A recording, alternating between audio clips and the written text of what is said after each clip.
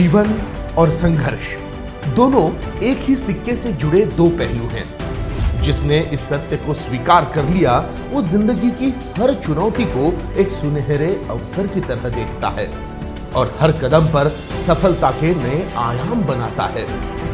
इसी जज्बे के साथ दृढ़ता की मिसाल बनाने वाली मैग्नेटिक पर्सनालिटी है श्री वासुदेव एकनाथ भगत।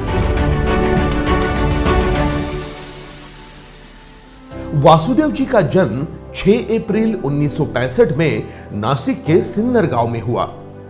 वासुदेव जी के पिता श्री एकनाथ जी भगत एसटी बस के चालक थे। मां चंद्रभागा जी, राजेंद्र, वासुदेव, संजय और सुनंदा इन चारों बच्चों की देखभाल कर घर संभालती थी। घर की साधारण परिस्थिति में भी सभी बच्चों को शिक्षा और मेहनत का महत्व समझाती थी। अपने माता पिता की सीख और मेहनत देखकर छुट्टी के दिन तीनों भाई भी ठेकेदार के यहाँ काम करते थे। ते लहानपणापासून खोड करत होते, पुरं सरांचे आवडते झाले। प्रत्येक माणसं जरा गडबड गडबडीनं बोलायचे, जास्त बोलायचे, त्याच्यामुळं प्रत्येकाचे आवडीचे झाले। अक्षर चांगला असल्यामुळं हे सर लोक, हे तात्या लोक हे त्यांच्याकडून लिहून घ्यायचे। अभ्यासात फार जिद्द होती अभ्यासात। बचपन से ही वासुदेव जी को कुछ कर दिखाने का जुनून था और अपने सपने साकार करने के लिए उन्हें किसी के ऊपर निर्भर रहना मंजूर नहीं था। वासुदेव जी ने अपनी जूनियर कॉलेज की पढ़ाई पूरी करते ही भाइयों के साथ मिलकर कैस्ट्रॉल की एजेंसी और स्पेयर पार्ट्स की दुकान शुरू की। साथ ही अपनी आगे की पढ़ाई भी जारी रखी। लहानपणापासूनच त्यांचा स्वभाव एकदम कष्टाळू आणि जिद्दी होता। कुणी एखादा अडलेला असो त्याला मदत करणं हा त्यांचा स्वभाव आहे। पहिल्यापासून भरपूर मदत केली त्यांनी। म्हणजे हा ड्रायव्हर लोकांनी फीडबॅक दिलेला आहे मला। कुठं सोलापूरला भेटले असतील, कुठं यवतमाळला भेटले असतील, कुठेही भेटो ड्रायव्हरला मदत करणे, त्याला जेव घालणे, त्याला जर काही आर्थिक अडचण असेल ती करणे, म्हणजे दानशूर स्वभाव होता त्यांचा। आज होता नाही, आज पण आहे। पण स्वभाव हा शिस्तप्रियच होता। हे काम करायचं म्हणजे करायचंच। आणि मी लहान असल्यामुळे आम्ही सगळे बहीण भाऊ खूप लाडाचे, खूप लाड केले आमचे त्यांनी। कुठलीही गोष्ट आम्ही नाशिकहून ड्युटीवरून आल्यानंतर त्यांनी जरी आमच्यासाठी काही असं खाण्याचं काही अंडा असेल तो इथपर्यंत घेऊन येणार। असं भाऊ मिळायला पण भाग्य लागतं, ते आम्हाला मिळाले त्याच्या रूपाने। ग्रेजुएशन के बाद वासुदेव जी ने एमपीएससी एग्जाम देने का फैसला किया। अपनी मेहनत से वो पहली ही कोशिश में कामयाब भी हो गए और आरटीओ में उनका सिलेक्शन हो गया। 11 मार्च 1986 को सहायक मोटर वाहन निरीक्षक के पद पर उनकी पोस्टिंग धुलिया शहर में हुई। एनडी खोब्रागड़े सर और प्रकाश जी सूर्यवंशी सर जैसे नामी और अनुभवी सीनियर्स ने वासुदेव जी को मार्गदर्शन किया, जो आज उनके गुरु स्थान पर है। शिरीष जी ठाकुर सर ने भी आरटीओ से जुड़े एक्ट्स और रूल्स से अवगत कराते हुए उनका मार्गदर्शन किया।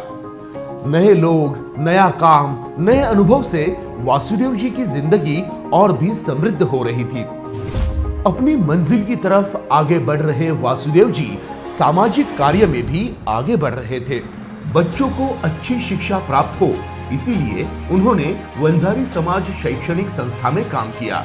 इसी कार्य को देखते हुए संस्था ने उन्हें संचालक पद पर नियुक्त किया। 1997 में वासुदेव जी को वैशाली जी के रूप में अपनी जीवन संगिनी मिल गई। वैशाली जी ने एमए बीएड की शिक्षा प्राप्त की है।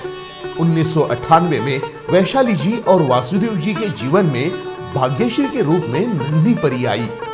यशश्री और कृषिराज के आने से परिवार में खुशियों की बरसात होने लगी। 26 सालों का हमारा साथ है, एक साथ हमने सुख दुख बांटे हैं। उन्होंने कठिनाइयों से जूझकर आगे बढ़ना मैंने उनसे ही सीखा है। भगत साहब को उनका काम और परिवार की खुशी ये उनके जीवन का बहुत अहम हिस्सा है। एक बार उनसे जो इंसान मिला वो चाहकर भी उनको भूल नहीं पाता है, ये उनकी पर्सनैलिटी की विशेषता है। इस इंसान की पत्नी होने का मैं गर्व करती हूँ कि जो सिर्फ अपने मतलब के लिए नहीं तो समाज के हित के लिए काम करता है। वासुदेव जी की निष्ठा, सूझबूझ और काम करने के तरीके से प्रभावित होकर 2007 में उन्हें महाराष्ट्र आरटीओ एसोसिएशन के अध्यक्ष पद का कार्यभार सौंपा गया। वासुदेव जी ने अपने कार्यकाल में आरटीओ को राजपत्रित अधिकारी अ श्रेणी मिलने के लिए जी तोड़ मेहनत की। Bajrang Kharmate sir, Atul Wayal sir, doctor Vijay Shelke sir, Ganesh Bharti sir, Laxman Khade sir, इनके साथ मिलकर तत्कालीन मुख्यमंत्री तथा परिवहन मंत्री विलासराव देशमुख जी को निवेदन दिया गया। 2009 में उनकी ये मेहनत सफल हुई। वासुदेव जी 2007 से 2012 तक लगातार महाराष्ट्र आरटीओ एसोसिएशन के निर्विरोध अध्यक्ष चुने गए। कुशलतापूर्ण काम करने के लिए तत्कालीन मुख्यमंत्री पृथ्वीराज चौहान इनके हाथों वासुदेव जी को उत्तम कार्यकर्ता पुरस्कार से भी सम्मानित किया गया। 2009 में ऑल इंडिया फेडरेशन के नेशनल रोड सेफ्टी की पहली महाराष्ट्र कॉन्फ्रेंस में वासुदेव जी को उपाध्यक्ष के पद पर नियुक्त किया गया। 2009 से 2016 तक उन्होंने ये कार्य संभाला। 2016 में उन्हें ऑल इंडिया फेडरेशन के जनरल सेक्रेटरी का पदभार सौंपा गया।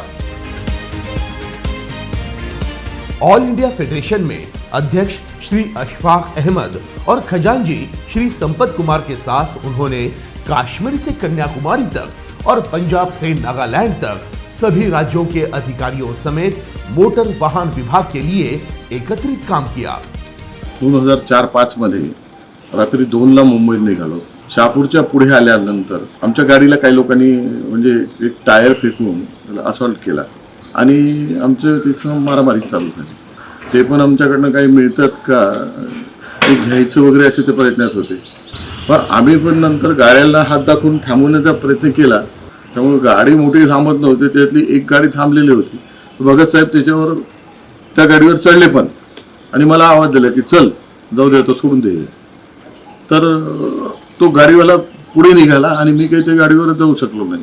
तर भगत साहेबांनी पुन्हा उडी घेऊन तो वापस आले आणि मला पुन्हा जॉईन करून आम्ही पुन्हा त्यांचा प्रतिकार करून म्हणजे त्याशी सोडून पळून जाणारे वगैरे पैकी नव्हते।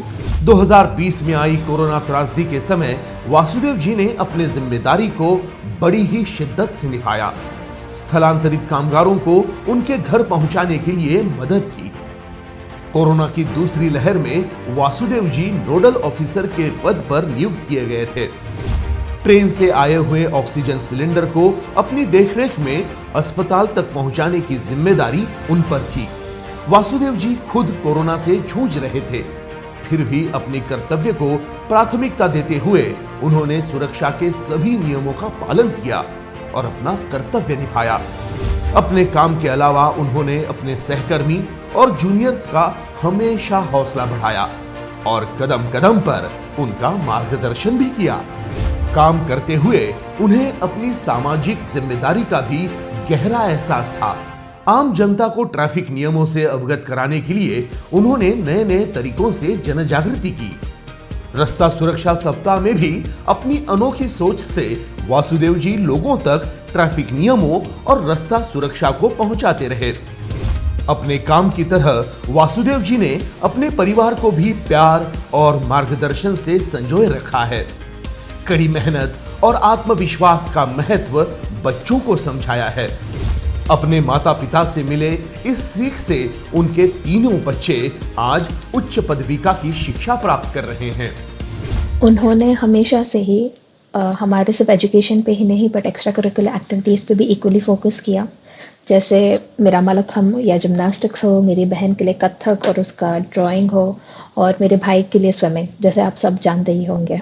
और मुझे याद है जिस दिन मैं जर्मनी के लिए निकल रही थी, मेरे फ़्लाइट के दिन, मुझे एक्सपेक्टेड था कि बोलेंगे ठीक से खाओ पियो पढ़ो अपना ध्यान रखना, बट उन्होंने सिर्फ 2 शब्द कहे जो मुझे आज तक याद है एंड आगे भी याद रहेंगे। उन्होंने कहा था बी ब्रेव। मुझे याद है कि बचपन में पापा ये मोटी मोटी किताबें लेके बैठते थे और हम उनका मजाक उड़ाते थे कि पापा आपकी नहीं हमारी पढ़ने की उम्र है, बट आज तक वो आरटीओ के किताबें लेके पढ़ते हैं। हमने देखा है कि वो डिपार्टमेंट के लिए ऐसे काम करते हैं जैसे खुद के लिए कर रहे हो, घर के लिए कर रहे हो। पापा तो हमेशा माचो मैन, मर्द को दर्द नहीं होता टाइप्स रहते थे। बाल झड़ने के बाद हमें धीरे धीरे पता चलने लगा कि कितना स्ट्रेस है। आज हम तीनों में से किसी ने कुछ भी अचीव किया है तो सब मॉम एंड डैड की वजह से। उन्होंने हमें काफी इंडिपेंडेंट बनाया, बट दैट्स डैड। उन्होंने कभी भी अपना काम के एटीट्यूड घर पे नहीं लाया। घर पे आते ही used to be fun, loving and supportive. He'd keep us on our toes. आज तक I am proud to say that I am Vasudev Bhagat's daughter. I miss you. Love you, Pa. मैं अभी 18 साल का हुआ हूँ पिछले साल, तो मुझे लाइसेंस निकालने ऑफिस जाना पड़ा पापा के। तो जब मैं केबिन के अंदर गया तो मुझे लगा कि अभी बैठे बैठे ही काम हो जाएगा क्योंकि मेरे पापा इंचार्ज है यहाँ पर। लेकिन फिर उन्होंने मुझे कहा कि तेरे डॉक्यूमेंट्स ये है, वहाँ पर लाइन में जाना है, ग्राउंड पर लाइन होगी, उसको फॉलो करना है और टेस्ट दे के वापस इधर आ जाना है। तो तब मुझे लगा कि ये क्या हो रहा है, क्योंकि मैं तो कुछ और ही सोच के आया था। तो टेस्ट दी, सब हुआ, उसके बाद मैं पास भी हो गया। लेकिन तब उस दिन मुझे रियलाइज़ हुआ कि एक ऑफिसर की जगह और पापा अपनी जगह है। और उनके सम्मान में कुछ पंक्तियां मैं बोल पाऊंगी कि आपसे ही परिवार की ऊंची शान है। आपके साथ मुझे जीवन भर रहना ये मेरा अरमान है। विदाई नहीं, ये तो शुरुआत है। हौसला आपसे है, कैसे भूलेंगे हम। हौसला आपसे है, कैसे भूलेंगे हम। कितनी दृढ़ता से आपने अपने जमाए कदम। ऑफिस की हर चुनौतियों को आपने मात दी है। विदाई नहीं, ये तो शुरुआत है। जीवन की सुंदर सौगात है। अपने पूरे कार्यकाल में वासुदेव जी ने एक कुशल अधिकारी की भूमिका निभाई, जो अपने सिद्धांतों के प्रति ईमानदार है, नियमों को सख्ती से लागू करते हैं, लेकिन फिर भी एक संवेदनशील व्यक्ति है। इस सर्वांगीण व्यक्तित्व को हमारा सलाम।